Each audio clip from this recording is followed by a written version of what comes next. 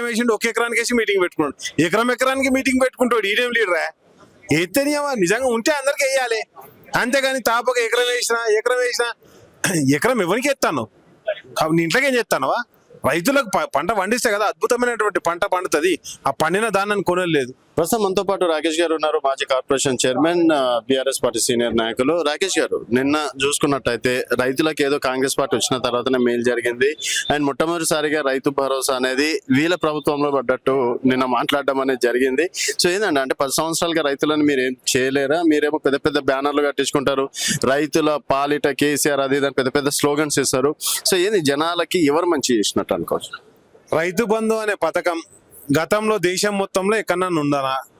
కేసీఆర్ గారు వచ్చిన తర్వాతనే దేశంలో మొట్టమొదటిసారిగా ప్రపంచంలో నాకు తెలిసి రైతు బంధు పెట్టిన ఒకే ఒక నాయకుడు కేసీఆర్ గారు. దీన్ని చూసే కదా కేంద్రం కూడా కిసాన్ సమ్మాన్ యోజన అని పెట్టింది. కాబట్టి 73,000 కోట్ల రూపాయలు ప్రభుత్వం దగ్గర ఉన్న అధికారిక లెక్కల ప్రకారం 73,000 కోట్ల రూపాయలు వాళ్ళ అకౌంట్లో ఇచ్చారు. రైతు బీమా ఇచ్చిండు, ఉచిత కరెంట్ 24 గంటలు ఇచ్చిండు. అదే విధంగా రైతు పండించిన ప్రతి ధాన్యపు గింజను కొనుగోలు చేసిండు.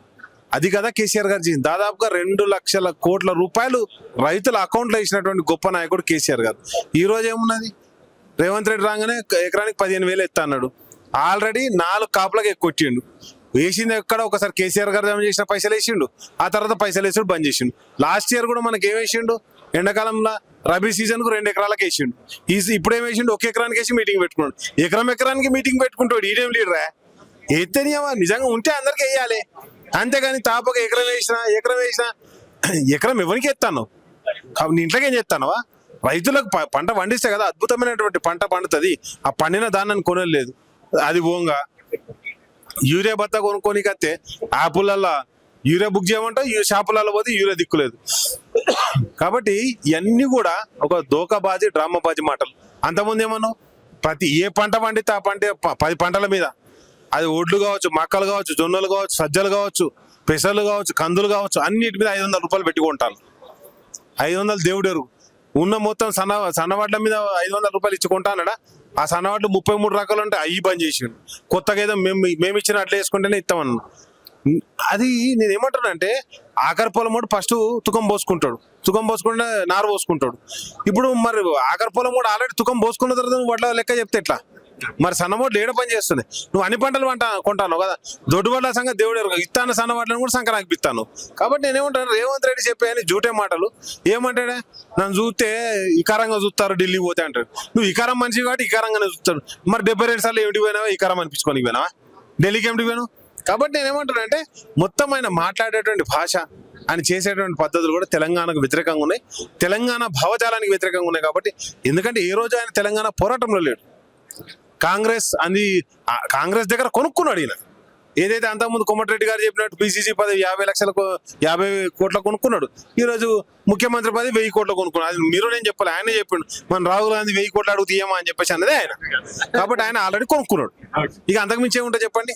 అండ్ చూసుకుంటే ఇప్పుడు నిరుద్యోగుల గురించి కావచ్చు, రైతులు కావచ్చు, తర్వాత మహిళలు కావచ్చు, అందరూ రేవంత్ రెడ్డి వైపే ఉన్నారు. రేవంత్ రెడ్డినే గెలిపిస్తారు, 2034 వరకు నేనే సీఎం అన్నట్టు కూడా 5,000 ఉద్యోగాలు ఇస్తా అంటుండ్రు నిరుద్యోగులకు.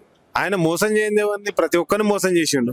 5,000 ఉద్యోగాలు ఎక్కడ? నేను ఛాలెంజ్ చేస్తున్నాను. నువ్వు ఇచ్చిన నోటిఫికేషన్లు ఎన్ని, నువ్వు పెట్టిన ఎగ్జామ్స్ ఎన్ని, నువ్వు పెట్టిన గ్రౌండ్ టెస్ట్లు ఎన్ని ఉద్యోగాలు ఇచ్చినావు? అవన్నీ బయట పెట్టు. నేనేమంటానంటే ఒకటే చెప్తున్నా, ఆయన చెప్పింది వచ్చిన సంవత్సరం 2 లక్షల ఉద్యోగాలు ఇస్తా అన్నాడు. ఇప్పటి వరకు 17,000 ఉద్యోగాలు ఇచ్చిండు. మిగతా ఉద్యోగాలు ఏమో నిరుద్యోగ యువత అడుగుతుంది.